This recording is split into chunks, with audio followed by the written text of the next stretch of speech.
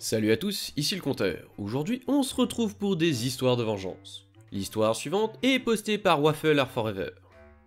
Tête de Fesse et Sarah sont comme de la famille pour ma femme et moi depuis plusieurs années, pratiquement depuis que nous avons emménagé en face de chez eux. Nous étions tous les quatre extrêmement proches. Nos enfants ont le même âge que les leurs et sont tous de bons amis. Nous étions une grande unité familiale.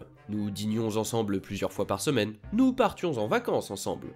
Je voyais vraiment Tête de Fesse comme un frère, et ma femme et Sarah étaient également très proches. Il y a 5 mois, j'ai été complètement pris de court par la découverte d'une liaison entre ma femme et Tête de Fesse.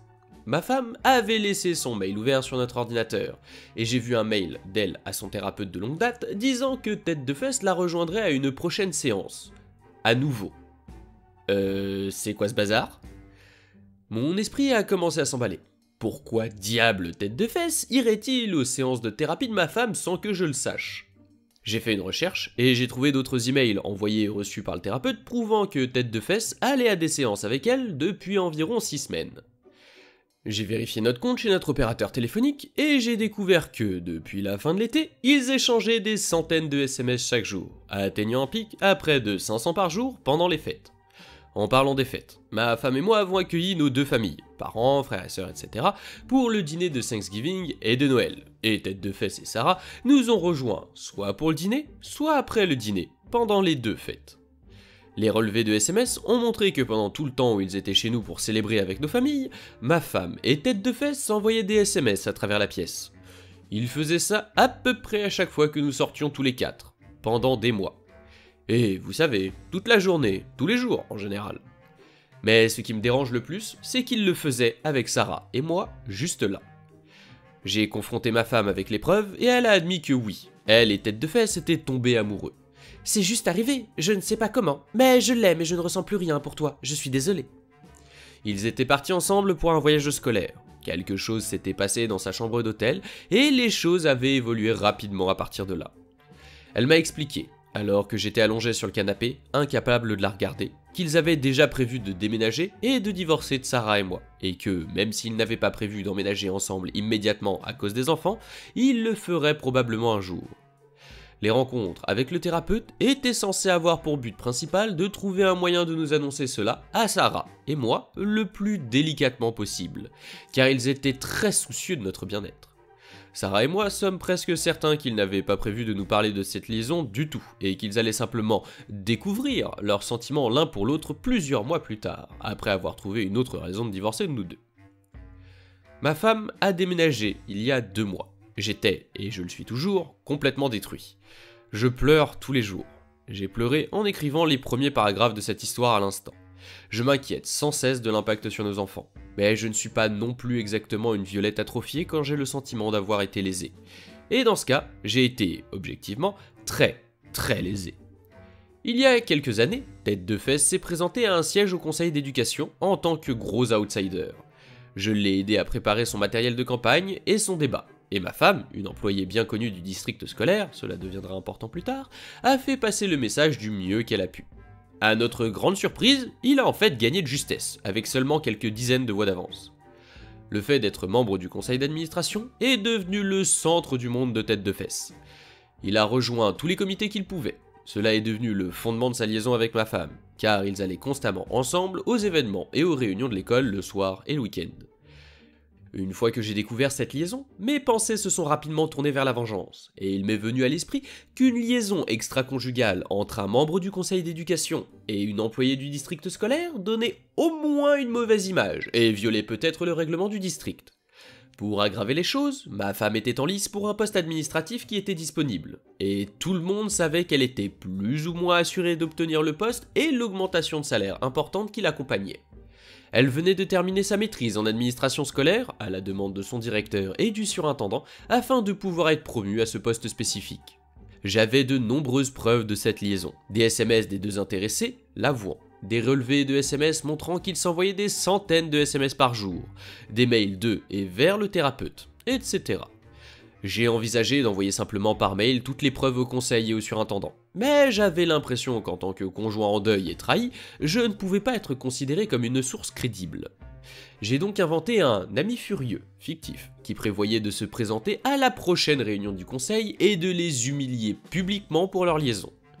J'ai dit à ma femme que j'avais essayé de calmer cette personne, mais que je ne pouvais pas garantir qu'elle ne se présenterait pas et ne l'humilierait pas publiquement. Comme je m'y attendais, cela a conduit Tête de Fesse à conclure que la seule option était qu'il admette préventivement sa liaison au conseil. Le surintendant a ensuite recommandé à Tête de Fesse de démissionner, ce qu'il a fait. Sarah a dit qu'il était complètement humilié et dépité, et qu'il n'est presque pas sorti du lit pendant les quelques jours suivants.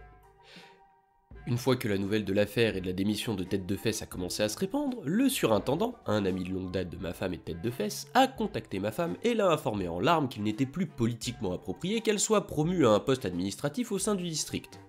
Le poste qui lui avait été proposé a ensuite été occupé par un candidat extérieur. Cela a provoqué des vagues de confusion et de rumeurs dans tout le district, car il était assez connu que ma femme obtiendrait le poste. Le lendemain du jour où elle a été informée qu'elle n'obtiendrait pas la promotion, ma femme et moi, malgré notre mariage en ruine, avons emmené notre fils déjeuner ensemble pour son anniversaire. Et un parent s'est arrêté à notre table pour la féliciter pour son nouveau poste. Elle a dit merci, puis s'est excusée pour aller pleurer dans les toilettes pendant un moment. J'ai laissé la tempête se calmer pendant quelques semaines, puis, juste avant que ma femme ne déménage, je leur ai révélé mon petit secret. Il n'y a jamais eu d'amis furieux menaçant de les dénoncer en premier lieu. Juste moi. Tout cela s'est répandu dans notre petite ville, où Tête de Fesse a grandi et où ma femme travaille depuis près de 20 ans. Ma femme refuse de me parler de la situation actuelle au travail, mais j'ai entendu dire par certaines personnes que je connais dans le district que sa réputation, autrefois irréprochable, a pris un sérieux coup. Tête de Fesse, qui était autrefois une présence sociale grégaire dans notre quartier, lors d'événements et dans les pubs en ville, se cache et sort à peine pour tondre sa pelouse. Il va bientôt déménager dans une petite maison de ville pourrie, ce qui est tout ce qu'il peut se permettre en raison de toutes les pensions alimentaires qu'il va devoir payer à sa femme. Ma femme et Tête de Fesse affirment qu'il prévoit d'essayer de faire en sorte que les choses fonctionnent, malgré toute l'humiliation publique. Je leur souhaite beaucoup de chance. Je suis sûr que ce sera très amusant de montrer leur visage ensemble en ville. Le cœur a ses raisons que la raison ignore, mais parfois il est bien mauvais conseiller. Jolie vengeance, Opi, mais tu sais ce qu'il leur ferait les pieds à ces deux-là? C'est que toi, de ton côté, tu sois parfaitement heureux avec quelqu'un d'autre, ce que je te souhaite. Et le comble de l'ironie, ça serait que tu le sois avec Sarah. L'histoire suivante est postée par Might As Well. Cette histoire se déroule il y a 5 ans, lorsque mon mari et moi étions des étudiants fauchés avec un jeune bébé. Nous avons travaillé dur pour payer notre petit duplex pourri, 600 $ par mois, et les factures, tout en essayant de terminer nos études pour un jour réussir. Notre duplex faisait partie d'un quartier entier appartenant à une grande entreprise et géré par un couple marié super louche qui vivait dans la même rue. Avant la naissance de notre enfant, nous avons fait le geste normal de nouveaux parents excités de peindre sa chambre d'enfant et de décorer, bla bla bla. Notre bail stipulait que nous avions besoin d'une autorisation pour peindre, que nous avons obtenue du gestionnaire immobilier, le mari du couple. Il a insisté sur le fait que ce serait bien, et, étant jeune et naïf, nous n'avons pas obtenu l'autorisation par écrit parce qu'il était relax à ce sujet. Nous avons donc peint et continué notre vie. Un peu plus tard, notre bail a expiré et nous avons donné un préavis de départ car nous nous rapprochions de l'école de mon mari. Le gestionnaire immobilier s'est montré compréhensif, tout allait bien et nous avons programmé notre inspection de sortie. Avant cette inspection, nous lui avons spécifiquement demandé le nom de la couleur de peinture que nous devons utiliser pour repeindre la chambre d'enfant. Il a catégoriquement refusé de nous le donner, disant qu'il n'était pas nécessaire de peindre car nous étions là depuis si longtemps qu'ils allaient de toute façon peindre tout le duplex. Ok ? Cool. Le jour de l'inspection de sortie arrive et passe. Nous avons laissé la maison en meilleur état que nous l'avions trouvée, à l'exception d'une petite zone de moquette déchirée le long d'une couture dans une porte. Le gestionnaire immobilier a inspecté et a dit que tout avait l'air parfait et que nous devions récupérer la totalité de notre dépôt, 400 $, moins quelques dollars pour la moquette déchirée. Ça a l'air correct, chef. S'ensuit une période de plusieurs semaines où nous avons attendu et attendu notre caution. Laissant finalement message sur message, recevant de fausses promesses. Il ne décrochait pas non plus quand on appelait, et ne rappelait pas non plus.